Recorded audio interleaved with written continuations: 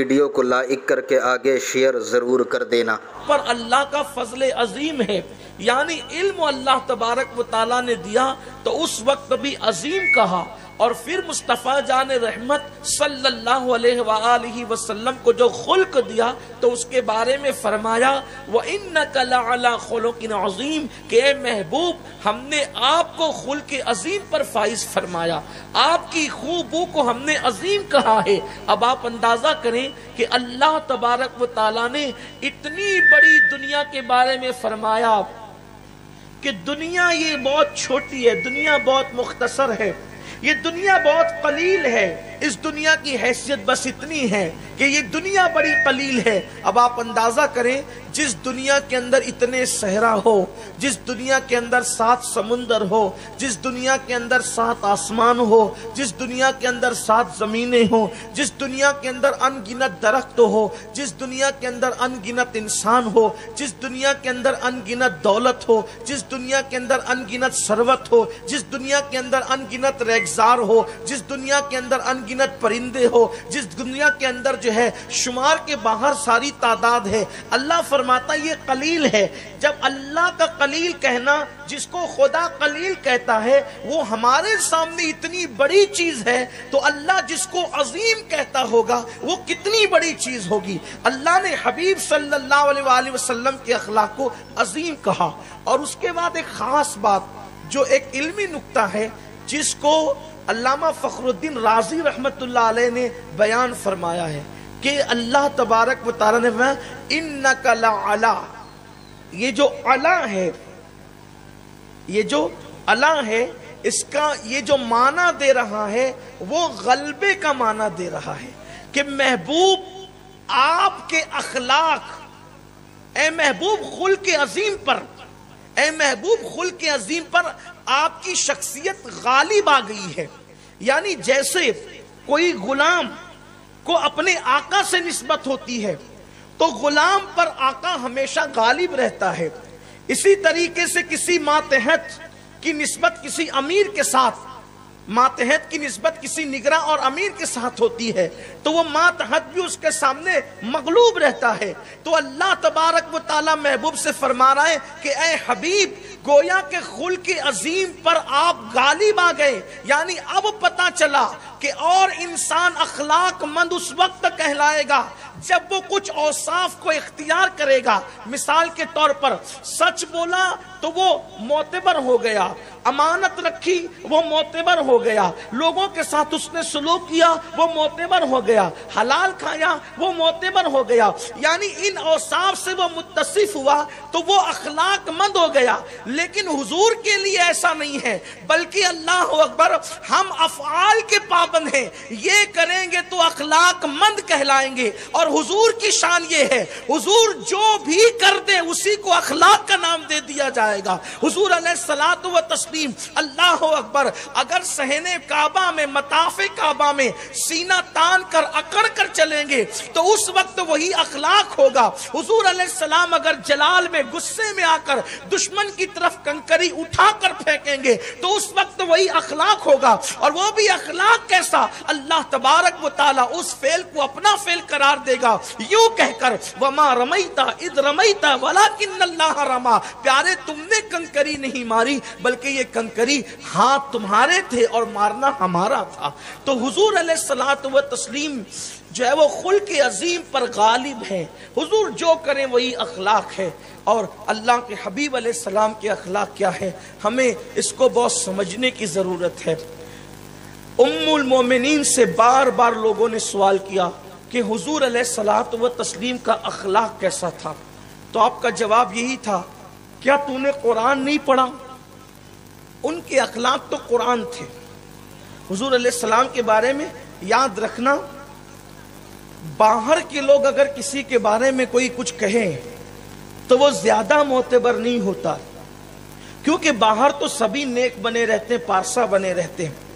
اصل چیز گھر والوں کی طرف سے کہ یہ گھر میں کیسا رہتا ہے، اس لیے کہ باہر شریف بن کر کے رہنا یہ مجبوری ہے، اگر نہیں رہیں گے تو بدنام ہو جائیں گے، نہیں رہیں گے تو لوگ جو ہے وہ پتہ نہیں کس کس طرح کے پروپیگنڈے کریں گے، لیکن اصل اخلاق یہ ہے کہ انسان گھر میں کیسا رہتا ہے۔ اور حضور علیہ السلام کے اخلاق کے متعلق کن سے پوچھا جا رہا ہے؟ حضور کی ازواج سے۔ اور حضور علیہ السلام کی ازواج حضور کے اخلاق کے بارے میں کیا کہہ رہی ہیں؟ ام المومنین فرماتی کیا تو نے قرآن نہیں پڑھا؟ کانا خلقہ القرآن، کہ ان کی پوری زندگی قرآن ہے، یعنی قرآن پڑھتا جا اور دیکھتا جا کہ مصطفیٰ جان رحمت کی زندگی کیا ہے۔ اب یہاں پر تھوڑا سا ہم آگے بڑھتے ہیں۔ علامہ امام شیخ عمر شہاب الدین سہروردی رحمت اللہ تعالی علیہ اپنی شورۂ آفاق کتاب العوارف المعارف میں لکھتے ہیں کہ ام المومنین نے جو فرمایا کہ حضور علیہ الصلوۃ والتسلیم کے اخلاق قرآن تھے، یعنی قرآن ہی حضور کا اخلاق ہے یا حضور کے اخلاق قرآن میں بیان ہے، تو اس سے ایک نفیس نکتہ امام عمر شیخ شہاب الدین سہروردی رضی اللہ تعالیٰ عنہ بیان فرماتے ہیں کہ ام المومنین نے فرمایا کہ ان کے اخلاق قرآن تھے۔ تو قرآن مقدس کے اندر ایک قسم کی آیت نہیں ہے، بلکہ قرآن مقدس کے اندر جو ہے وہ کئی قسم کی آیت ہے۔ جیسے مثال کے طور پر ایک قسم کی آیت ہے آیت محکمات ان کو کہتے ہیں، یعنی ہم جو قرآن میں لکھا ہے اس کا ترجمہ ہے آسانی سے سمجھ جائیں۔ جیسے مثال کے طور پر اللہ فرماتا ہے ذالک الکتاب لا ریب فیہ ھدی للمتقین، یہ کہ یہ وہ بلند رتبہ کتاب ہے کہ جو متقیوں کے لیے ہدایت ہے۔ تو جو اس کا آیت ہے، جو ترجمہ ہے، وہ بات بالکل آسانی سے سمجھ میں آتی ہے، بالکل واضح ہے، اس کو کہتے ہیں آیت محکمات۔ اور دوسری قسم کی آیت ہے اس کو کہتے ہیں آیات متشابہات۔ جیسے قرآن کہتا ہے ید اللہ، اللہ کا ہاتھ، تب اللہ کا ہاتھ، اللہ تو ہاتھ سے پاک ہے، تو اللہ کے ہاتھ کا مطلب کیا؟ تب اس کو متشابہات میں شمار کرتے ہیں، یعنی کہ اس آیت کی اصل مراد اللہ ہی جانتا ہے، ہم تو صرف جو ہے اپنے فہم کے مطابق بات کرتے ہیں کہ بھئی ید اللہ پر ایمان ہے، کیسا ہے یہ اللہ کو سونپتے ہیں کہ کیسا ہے۔ لیکن تیسری آیت جو ہے وہ آیت کی جو تیسری قسم ہے اس کو کہتے ہیں آیات مقطعات، یا جیسے الف لام میم، الف لام را، ہاں میم، اسی طریقے سے کاف ہاں یا عین صاد، یہ جو ہے مقطعات میں سے ہے۔ اب اس کا کوئی ترجمہ کوئی کر ہی نہیں سکتا اور اس کا معنی کوئی بیان نہیں کر سکتا۔ اس کے بارے میں امام راضی کہتے ہیں اس کی مراد اللہ جانے، اللہ کے بتائے سے اللہ کے رسول جانے، اور اللہ رسول جس پہ کرم فرما دے وہ جانے، ورنہ اس کا ترجمہ نہیں ہو سکتا۔ تو اب ام المومنین کہتی ہے کہ کانا خلقہ القرآن، کہ ان کی زندگی تو قرآن تھی، یعنی حضور کے اخلاق تین قسم کے ہیں۔ ایک تو وہ کہ جب بیان کرو تو سب کے سمجھ میں آ جائے، جیسے بکری کا دودھ دونا، یہ حضور علیہ السلام کے اخلاق ہیں۔ بڑھیا کا سامان کندھے پہ اٹھا کر اس کے گھر تک پہنچا دینا، یہ بھی حضور کے اخلاق ہیں۔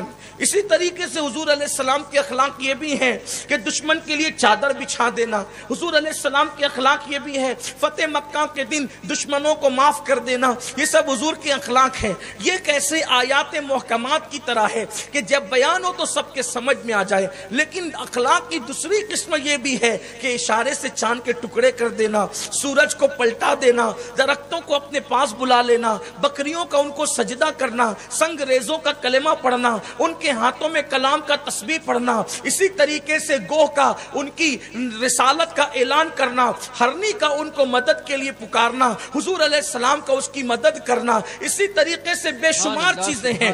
تو یہ بھی حضور علیہ السلام کی اخلاق ہے۔ تو یہ سب کے سمجھ میں نہیں آتا۔ اور تیسری قسم جو حضور کی اخلاق کی ہے، گویا کہ آیات مقطعات کی طرح، جیسے وہ لوگوں کی فہم سے ماورا ہے، تو حضور علیہ السلام کے اخلاق کی تیسری قسم بھی یہ ہے کہ سب اس کو سمجھ نہیں سکتے۔ جیسے کہ مثال کے طور پہ زمین پر بیٹھ کر خدا سے باتیں کرنا، اللہ سے کلام کرنا۔ حضور علیہ السلام لا مکان پر گئے اور اللہ سے کلام کیا، یہ تو اپنی جگہ ہے اور بالکل حق ہے، لیکن حضور علیہ السلام صرف لا مکان پر جا کر ہی باتیں نہیں کرتے، بلکہ وہ بستر عائشہ پر لیٹ کر بھی باتیں اللہ سے کر سکتے ہیں۔ وہ سو جائیں تو معراج منامی، وہ جاگے تو خدا سے ہم کلامیں۔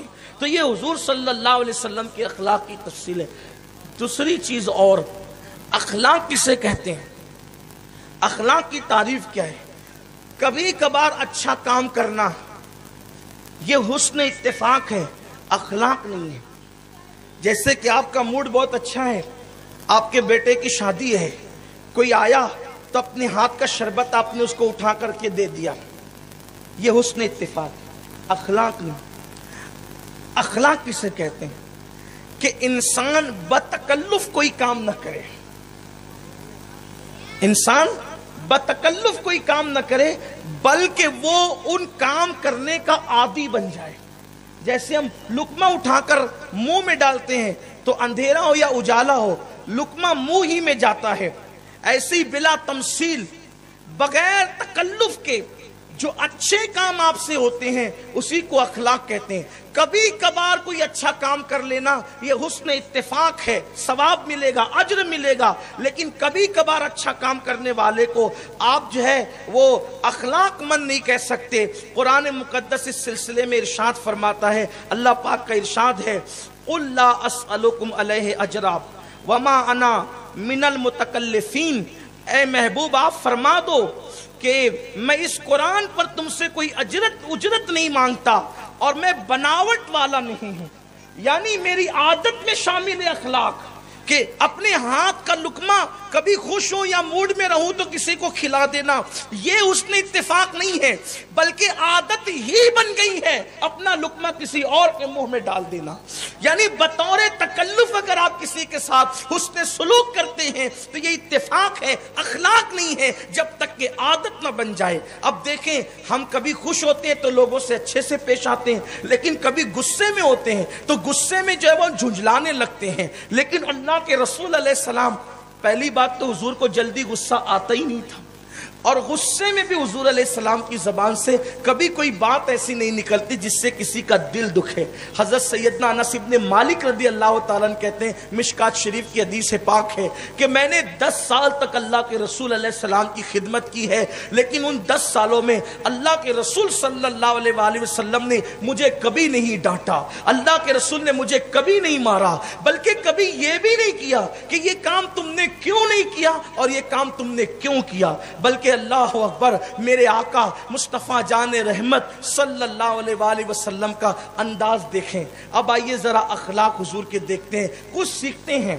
ہم حضور کا میلاد منانے کے لیے نکلے ہیں، لیکن میلاد کا مطلب ہم سمجھتے ہیں کہ صرف ہم جلسے میں شریک ہو جائیں، جلوس میں شرکت کر لیں، نعرے لگا لیں، جھنڈیاں لگا لیں، ہماری ذمہ داری پوری ہو جاتی ہے۔ نہیں، اب جلوس اپنی جگہ، جلسے اپنی جگہ، جھنڈے اپنی جگہ، یہ ساری چیزیں اہم ہیں۔ اس سے جو منع کرتے ہیں ان کے دلوں میں کہیں نہ کہیں کوئی کجی ہے، ان کو منع نہیں کرنا چاہیے۔ افراط و تفریط کا شکار ہے لوگ، کچھ لوگ سیرت سے آنکھیں بند کیے ہوئے وہ بھی افراط و تفریط کا شکار ہے، اور کچھ لوگ میلاد سے آنکھیں بند کیے ہوئے وہ بھی افراط و تفریط کا شکار ہے۔ ایک طبقے نے سیرت کو لے لیا اور ایک طبقے نے میلاد کو لے لیا، اور وہ میلاد ہی لے کر چل رہا ہے، وہ سیرت ہی لے کے چل رہا ہے، دونوں افراط و تفریط کا شکار ہے۔ لیکن ہم اہل سنت و جماعت کا وتیرہ اور طریقہ یہ ہے، ہم جہاں نبی کا میلاد بیان کرتے ہیں وہی نبی کی سیرت بھی بیان کرتے ہیں، اور ایک خاص بات ہمارے یہاں یہ ہے کہ ہم سیرت النبی بیان کرتے ہیں،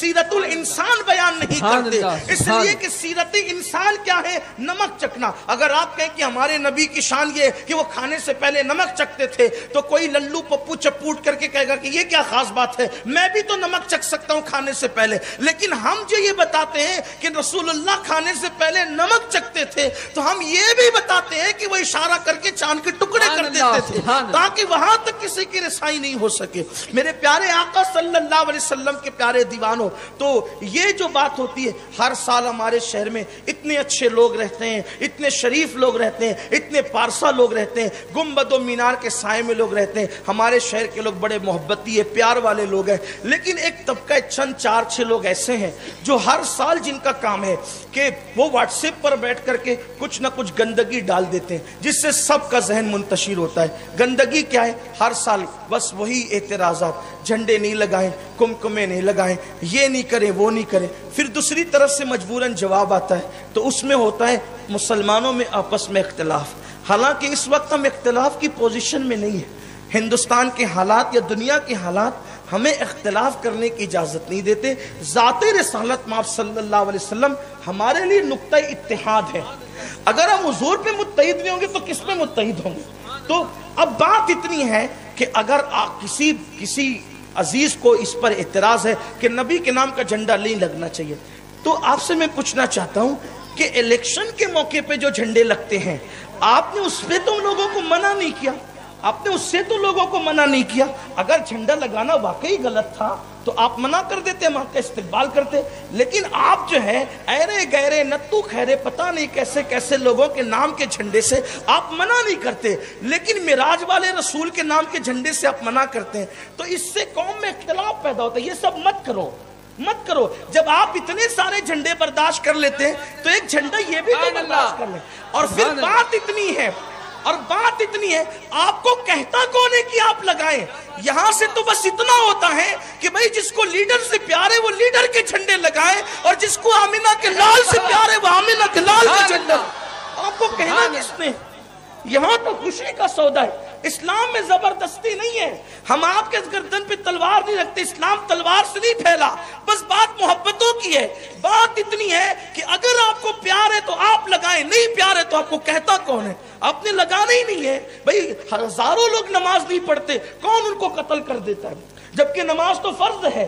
لیکن جھنڈا اگر کوئی نہیں لگائے گا تو اس کو کون قتل کر دے گا، کون مار لے گا، کون پیٹ لے گا؟ لیکن اتنا ضرور ہوگا کہ پہچان ہو جائے گی،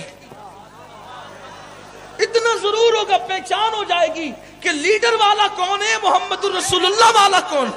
بات اتنی ہے اور کوئی بات نہیں ہے. کوئی اختلاف مت کرو، کوئی جھگڑا مت کرو. محبت کے سودے ایسے ہی ہوا کرتے ہیں، محبت کے سودے ایسے ہوا کرتے ہیں. ارے میرے عزیز، محبت والوں کی تو شان یہ ہے کہ وہ تو کہتے ہیں یہ تو خیر ہے کہ صرف جھنڈے لگانا ہے. اگر اللہ اجازت دیتا تو ہم اپنے محبوب کے نام پہ اپنے دل بھی لٹکا دیتے اور پھر کہتے حق تو یہ ہے کہ حق ادا نہ ہوا. شیئر ضرور کر دینا.